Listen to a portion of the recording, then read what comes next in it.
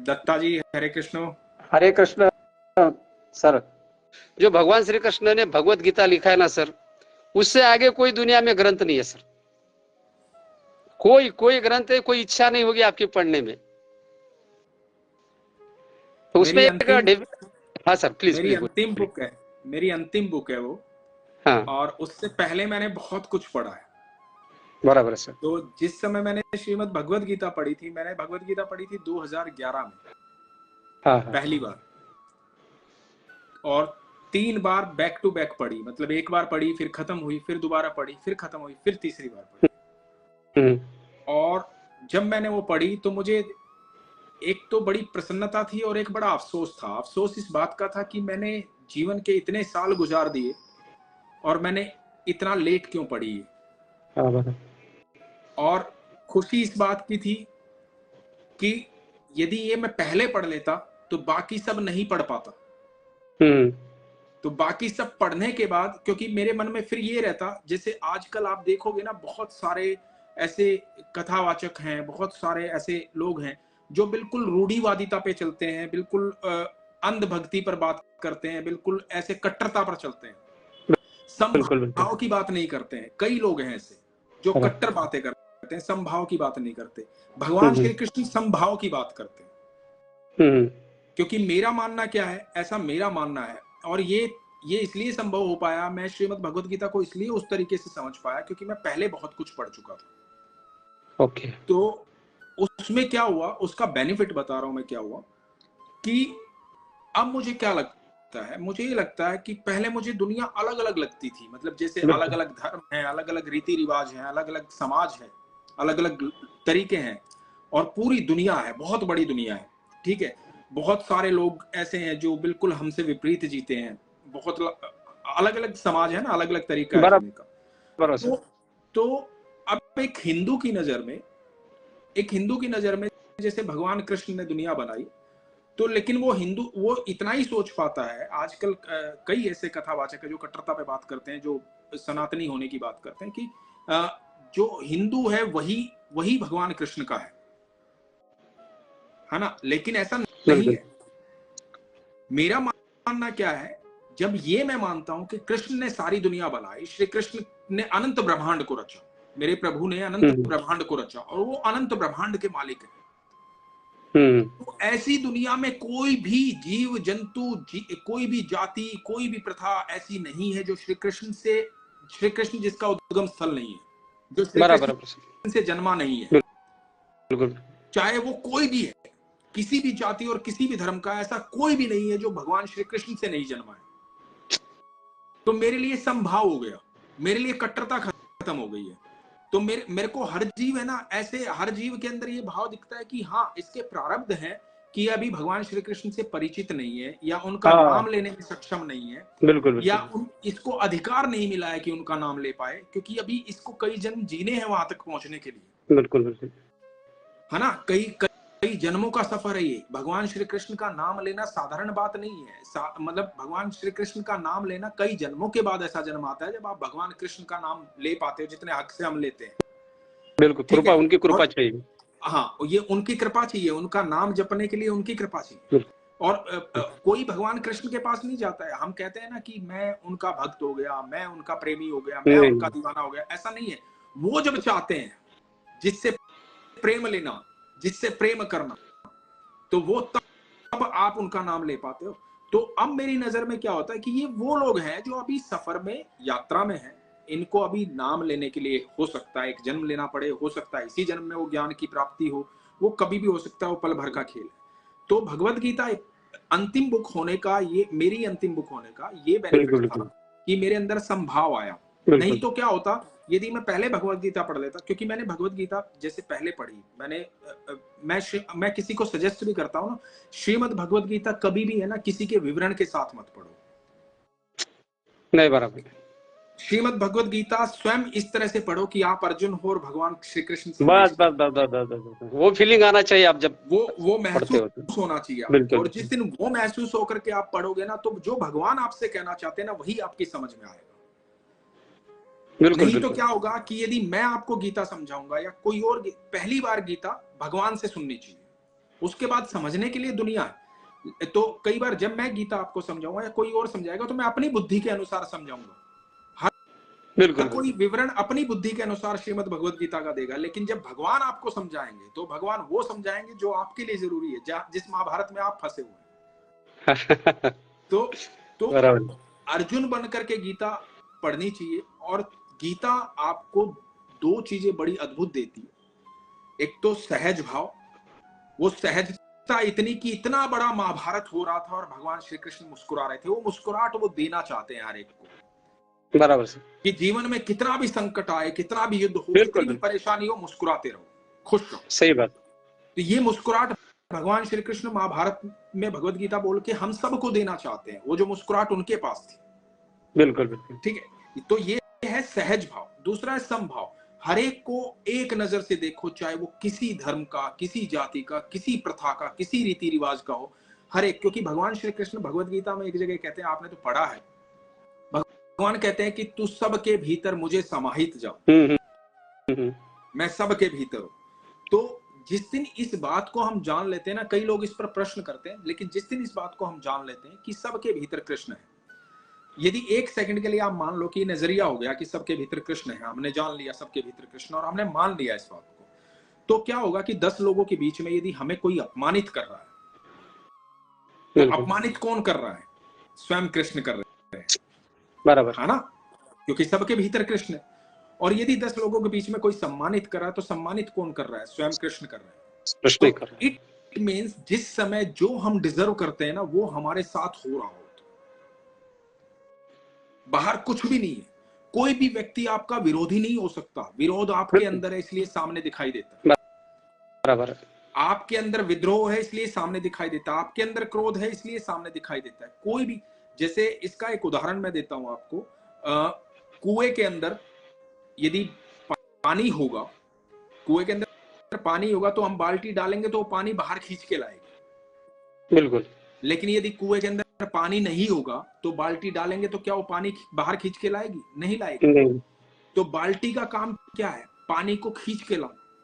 सही बात। इस समाज के अंदर, इस दुनिया के अंदर जितने भी लोग आपको छोड़ करके, जितना भी समाज, जितनी भी दुनिया, जितने भी लोग आपको दिखाई देते हैं, ये सब बाल्टी है। ये वो भीतर से खींच के ला रहे हैं जो आपके भीतर है। यदि आपके अंदर नहीं होगा कुछ तो नहीं खींच के ला सकता कोई। आपके अंदर क्रोध नहीं है, ईर्ष्या नहीं है, द्वेष नहीं है, तो आपके अंदर से कोई खींच के नहीं ला सकता उसको। लेकिन यदि आपके अंदर है और आपको क्रोध आ रहा है तो आपके भीतर है इसलिए आ रहा है, वो सामने वाले ने बाल्टी का काम किया, वो खींच के लाया उसे, बराबर। तो श्रीमद् भगवत गीता ने मुझे ये दिया सर। और इसमें मुझे पर्सनली ऐसा लगता है कि अगर आप दिल से पढ़ते हो ना भगवत गीता, जैसे आपने बताया कि मैं तो खुद ऐसा फील करता हूँ कि भगवान श्री कृष्ण अर्जुन को सुना रहे और मैं बाजू में बैठा हूँ, सुन रहा हूँ।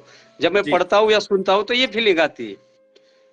और रही दूसरी बात सर, जब हम पढ़ते हैं और उसके बारे में बाद में सोचते हैं हमने क्या पढ़ा हुआ, तो एक बात मुझे ये लगती है कि आपका मृत्यु का डर आपके मन में से कम हो जाता है, पहली बात। हाँ, क्योंकि आपको पता लग जाता है मृत्यु होती ही नहीं है। हाँ, अभी उसमें एक अध्याय में भगवान श्री कृष्ण ने बताया कि आदमी जब पैदा होता है, पैदा होने के बाद वो हर मोमेंट, हर पल वो मरते रहता है, लेकिन उसको मृत्यु नहीं बोलते। हाँ। जब वो लास्ट स्टेज में आके मरता है वो मृत्यु बोलते। जो लास्ट मृत्यु होता है वो भगवान श्री कृष्ण है। हाँ। अब देखो, और उसने ये ह्यूमन लाइफ है ना, भगवान ने 6 पार्ट में डिवाइड किया। पहला बताया कि उसका पैदा होना, दूसरा एक स्टेज तक ग्रोथ होना, वो जीव की ग्रोथ होने के बाद तीसरी स्टेज है कि वो स्टेबल रहना। एक जवानी में आदमी दिखता है ना 20 से 30 साल तक एक उसके चेहरे के ऊपर लुक्स रहता है 30 साल तक।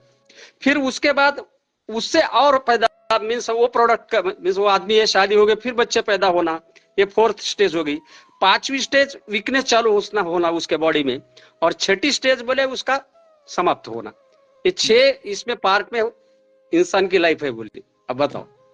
हाँ, तो ये बिल्कुल हम सही। भगवान तो यही कहते हैं ना कि वस्त्र की तरह है, ये एक आपके वस्त्र की तरह है शरीर जो है, और ये वस्त्र की तरह ही आप बदल दोगे, क्योंकि आत्मा जो है वो अजर और अमर है।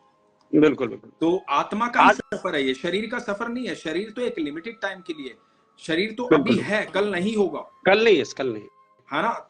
ये तो शरीर का सफर नहीं है, आत्मा का सफर है। जो हम प्रारब्ध काट रहे हैं या जो अच्छे और बुरे जो चीजें हम जिसका स्वाद ले रहे हैं, चाहे अच्छी चीज या बुरी चीज, तो वो आत्मा का सफर है, क्योंकि इस शरीर को इतनी शक्ति भगवान ने दी है, शरीर के अंदर इतनी क्षमता भगवान ने दी कि शरीर को प्राप्त करने के बाद ही आप ईश्वर को प्राप्त कर सकते हैं। शरीर एक ऐसा साधन है, बिल्कुल बिल्कुल, शरीर एक ऐसा साधन है कि इसके द्वारा आपको बुद्धि और उस ज्ञान की प्राप्ति होती है, आप उस ऊर्जा में रहते हैं कि आप ईश्वर को प्राप्त कर सकते हैं।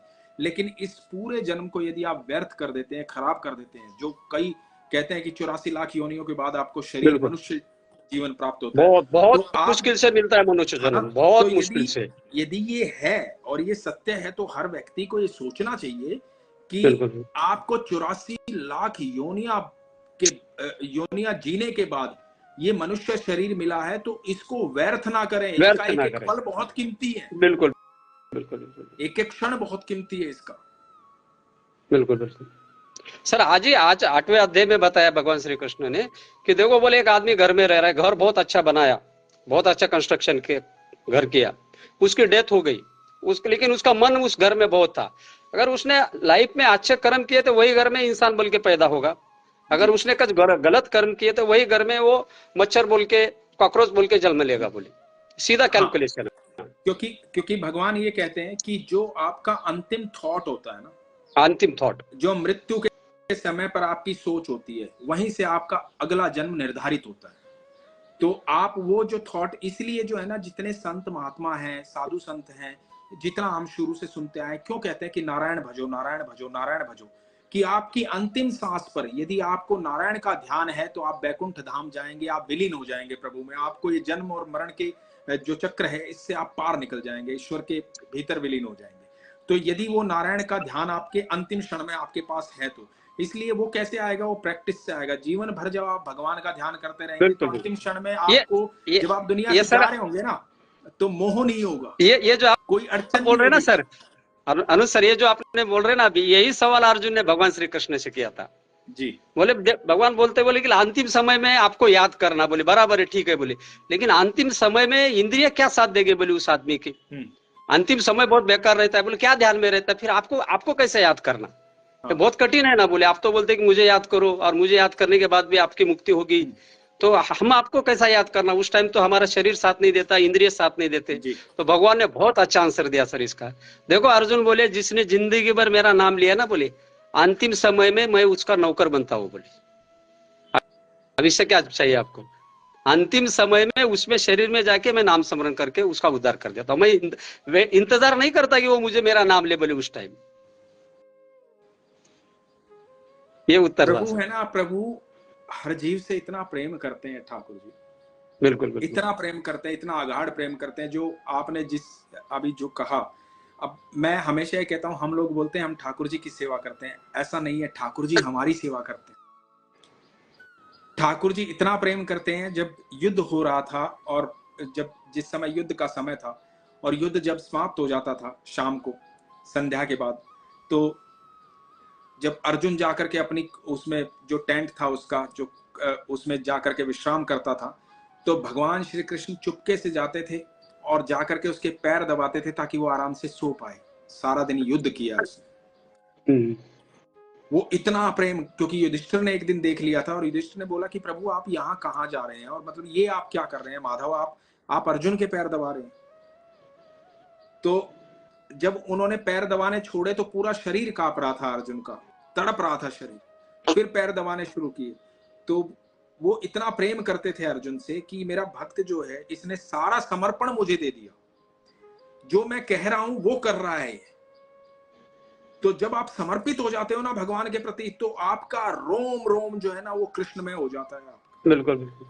आपके जीवन में इतना सा भी कार्य फिर आप नहीं करते हैं, फिर जो करते हैं वो कृष्ण करते हैं। और फिर धरती पर क्या, तीनों लोकों में क्या, अनंत ब्रह्मांड में किसी की मजाल नहीं है कोई आपको परास्त कर पाए किसी भी तरीके से। तो यदि आप एक बार समर्पित हो जाते हो भगवान के, तो भगवान इस तरह से सेवा करते हैं फिर आपकी, फिर आप कृष्ण में हो जाते हैं। बिल्कुल बिल्कुल बिल्कुल। तो इतना प्रेम करते हैं, इसलिए वो भीतर आकर के बैठ जाते हैं। वो फिर अपने बच्चे को वो पार निकालना उनका काम है। एक बार समर्पण हुआ तो सब उनका काम है। बिल्कुल बिल्कुल बिल्कुल सर। और वो हमको सरेंडर बहुत अलग है इस सरेंडर का आनंद बहुत, पता है हम सोचते हैं बड़े प्रैक्टिकल वर्ल्ड में ऐसा कैसे होगा, ऐसा कैसे संभव होगा, लेकिन मैं कहता हूं एक बार है ना समर्पित होकर के सिर्फ 21 दिन के लिए समर्पित कर दीजिए। 21 दिन ये सोच लीजिए कि मुझे कोई शिकायत नहीं रखनी है, अपने आप से भी नहीं, भगवान से भी नहीं, जो हो रहा है उसको स्वीकार कर, बिल्कुल, चाहे वो दुख आ रहा है चाहे सुख आ रहा है। बिल्कुल बिल्कुल बिल्कुल। 21 दिन की ये प्रैक्टिस कीजिए कि चाहे सुख आए चाहे दुख आए, चाहे अच्छा हो चाहे बुरा, उसको स्वीकार कर लेना। सिर्फ 21 दिन समर्पित होकर के देखिए, आपको आनंद आ जाएगा। 21 दिन जैसे जैसे पूरे होंगे ना, आनंद आ जाएगा जीवन का। सही बात है सर। तो बड़ा अच्छा लगा दत्त जी आपसे बात करके। Thank you sir, thank you. ख्याल रखिए, खुश रहिए, ऐसे ही प्रसन्न रहिए। हरे कृष्ण। Okay sir, Radhe Radhe. राधे राधे।